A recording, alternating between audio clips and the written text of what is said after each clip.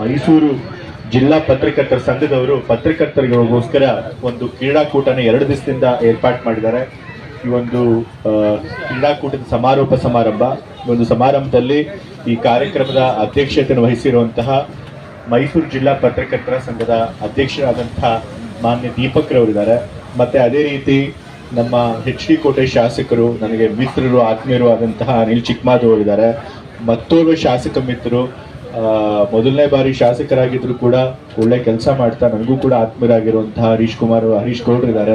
ಮತ್ತೆ ಇನ್ನು ರವಿಶಂಕರ್ ಅವರು KR ನಗರ ಶಾಸಕರು, ತಂದೆಯವ್ರ ಜೊತೆ ಅವ್ರ ಮನೆತನ ಬಹಳ ವರ್ಷಗಳಿಂದಲೂ ಕೂಡ ಒಡನಾಟ ಇಟ್ಕೊಂಡಿದ್ದಂಥವ್ರು.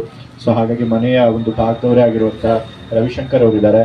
ಮತ್ತೆ ಅದೇ ರೀತಿ ಈ ಒಂದು ಕ್ರೀಡಾಕೂಟಕ್ಕೆ ಊಟದ ವ್ಯವಸ್ಥೆ ಮಾಡಿಕೊಟ್ಟು ಸ್ಪಾನ್ಸರ್ ಆಗಿರುವಂತಹ ನಮ್ಮ ಮೈಸೂರು ಹೋಟೆಲ್ ಉದ್ಯಮಿಗಳ ಸಂಘದ ಅಧ್ಯಕ್ಷರಾದಂತಹ ನಾರಾಯಣ ಗೌಡ್ರು ಮತ್ತೆ ನಾಗೇಶ್ ಅವರಿದ್ದಾರೆ.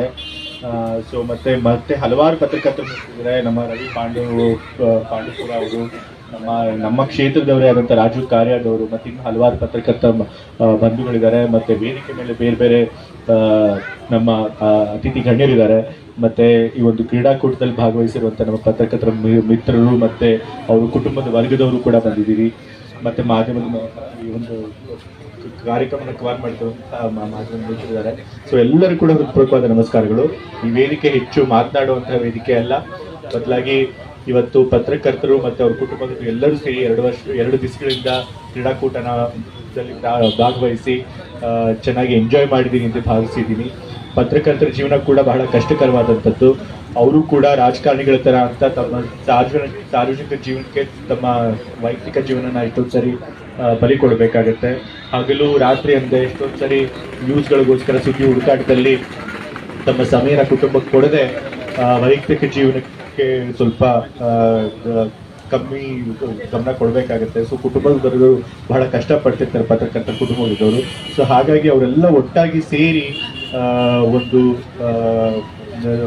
ಒಂದು ರೀತಿ ಸೆಲೆಬ್ರೇಟ್ ಮಾಡೋದಕ್ಕೆ, ಎಂಜಾಯ್ ಮಾಡೋದಕ್ಕೆ, ಕುಟುಂಬದ ಜೊತೆ ಸಮಯ ಕಳೆಯೋದಕ್ಕೆ ಒಂದು ಸುಸಂದರ್ಭ. ಅಂತಹ ಒಂದು ಸಂದರ್ಭನ ಪತ್ರಕರ್ತರ ಸಂಘದವರು ಇವತ್ತು ಏರ್ಪಾಡು ಮಾಡಿಕೊಟ್ಟಿದ್ದಾರೆ.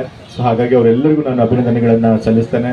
ಮತ್ತು ಈ ಕ್ರೀಡಾಕೂಟದಲ್ಲಿ ಯಾರು ವಿಜೇತರಿದ್ದಾರೆ ಅವ್ರಿಗೂ ಕೂಡ ನಾನು ಅಭಿನಂದನೆಗಳನ್ನು ತಿಳಿಸ್ತೇನೆ. ಇಂಥ ಒಂದು ಒಳ್ಳೆ ಕಾರ್ಯಕ್ರಮ ಮಾಡಿ ಪತ್ರಕರ್ತರ ಜೊತೆಗೆ ಅವ್ರ ಕುಟುಂಬದ ಜೊತೆ ಮೀಟ್ ಮಾಡೋದಕ್ಕೆ ಅವಕಾಶ ಮಾಡಿಕೊಟ್ಟಂಥ ಈ ಒಂದು ಕಾರ್ಯಕ್ರಮ ಆಯೋಜಕರು ಕೂಡ ನಾನು ಧನ್ಯವಾದಗಳನ್ನು ತಿಳಿಸ್ತೇನೆ. ಮತ್ತೆ ಪತ್ರಕರ್ತರು ರಾಜಕಾರಣಿಗಳ ಸಂಬಂಧ ಯಾವಾಗಲೂ ಕೂಡ ಒಂದು ರೀತಿ ಬಹಳ ನಿಕಟವಾದಂಥ ಸಂಬಂಧ ಇರಬೇಕು. ಯಾಕೆಂತಂದ್ರೆ ನಾವು ಏನೇ ನಮ್ಮ ಸಂದೇಶ ಜನರಿಗೆ ತಲುಪಿಸ್ಬೇಕು ಅಂತಂದ್ರು ಅದನ್ನ ಮಾಧ್ಯಮಗಳ ಮೂಲಕ, ಪತ್ರಕರ್ತರ ಮೂಲಕನೇ ಮಾಡಬೇಕು. ಮತ್ತೆ ಪತ್ರಕರ್ತರು ಜೊತೆ ಸಂಬಂಧ ಚೆನ್ನಾಗಿರ್ಲಿಲ್ಲ ಅಂತಂತಂದ್ರೆ ನಾವು ಕೂಡ ಅಪಪ್ರಚಾರಕ್ಕೆ ಒಳಗಾಗಬೇಕಾಗತ್ತೆ, ಜನರ ಒಂದು ಕೆಂಗಣ್ಣ ಗುರಿ ಆಗ್ಬೇಕಾಗತ್ತೆ. ಹಾಗಾಗಿ ಪತ್ರಕರ್ತರ ಜೊತೆ ಯಾವಾಗ ಒಳ್ಳೆ ಸಂಬಂಧ ಇಟ್ಕೊಳ್ಳೋ ಪ್ರಯತ್ನ ಮಾಡ್ತಾ ಇರ್ತೀವಿ. ಪತ್ರಕರ್ತರು ಕೂಡ ನಮ್ಮ ಮೈಸೂರಿನ ಜಿಲ್ಲಾ ಪತ್ರಕರ್ತರು ಕೂಡ ಬಹಳ ವಸ್ತುನಿಷ್ಠವಾಗಿ ಯಾರ ಮೇಲೂ ಕೂಡ ಒಂದು ಪೂರ್ವಾಗ್ರಹ ಇಲ್ಲದೆ ವಸ್ತುನಿಷ್ಠವಾಗಿ ಎಲ್ಲರನ್ನೂ ಕವರ್ ಮಾಡುವಂಥ ಕೆಲಸ ಮಾಡ್ತಿದ್ದಾರೆ. ಸೊ ಹಾಗಾಗಿ ಅದಕ್ಕೋಸ್ಕರ ನಮ್ಮ ಮೈಸೂರು ಜಿಲ್ಲೆ ಎಲ್ಲ ಪತ್ರಕರ್ತರಿಗೂ ಕೂಡ ಋಣಿಯಾಗಿದ್ದೀನಿ. ಮತ್ತೊಮ್ಮೆ ಇಂಥದ್ದು ಒಳ್ಳೆ ಕಾರ್ಯಕ್ರಮ ಮಾಡಿ ನಮ್ಮನ್ನೆಲ್ಲ ಕರೆದು ನಿಮ್ಮ ಜೊತೆ ಭಾಗವಹಿಸಲಿಕ್ಕೆ ಅವಕಾಶ ಮಾಡಿಕೊಡ್ತೀನಿ. ಮತ್ತೊಮ್ಮೆ ಧನ್ಯವಾದಗಳು ತಿಳಿಸಿ 2 ಮಾತುಗಳನ್ನು ಮುಗಿಸ್ತಾ ಇದ್ದೀನಿ. ಧನ್ಯವಾದಗಳು ಸರ್. ಇದೀಗ ನಮ್ಮ ಪತ್ರಕರ್ತರ ಭವನಕ್ಕೆ ಅಂತ ಹೇಳಿ ಜಾಗನ ಕೇಳಿದ್ರು. ತಂದೆಯವರೇ ಆ ಜಾಗನ ಮೂಡಾಯಿಂದ ಕೊಡಿಸ್ಕೊಟ್ಟಿದ್ರು. ಆ ಒಂದು ಭವನಕ್ಕೆ ಗುದ್ಲಿ ಪೂಜೆಯನ್ನು ಕೂಡ ತಂದೆಯವರು ನೆರವೇರಿಸ್ಕೊಟ್ಟಿದ್ದಾರೆ. ಆದ್ರೆ ಅನುದಾನ ಇನ್ನೂ ಬಿಡುಗಡೆ ಆಗಿಲ್ಲ ಅಂತ ಹೇಳಿ ದೀಪಕ್ ಅವರು ಹೇಳ್ತಿದ್ದಾರೆ. ಖಂಡಿತ ಅದನ್ನು ಫಾಲೋ ಅಪ್ ಮಾಡಿಸಿ, ಅನುದಾನ ಬಿಡುಗಡೆ ಆಗಿಲ್ಲ ಅಂತಂದ್ರೆ ಅವಶ್ಯಕತೆ ಇರುವಂತ ಅನುದಾನ ಬಿಡುಗಡೆ ಮಾಡಿಸಿ ಆ ಭವನನ ನಮ್ಮ ಅವಧಿಯೊಳಗೆ ಮುಗಿಸ್ಕೊಡುವಂತ ಪ್ರಯತ್ನ ನಾನು ಮಾಡ್ತೀನಿ ಅಂತ ಹೇಳಿ ತಂದೆ. ಹೆಚ್ಚಿನ ವಿಡಿಯೋಗಳಿಗೆ ಪ್ರತಿಧ್ವನಿ ಯೂಟ್ಯೂಬ್ ಚಾನೆಲ್ ಸಬ್ಸ್ಕ್ರೈಬ್ ಮಾಡಿ, ಬೆಲ್ ಐಕಾನ್ ಕ್ಲಿಕ್ ಮಾಡಿ.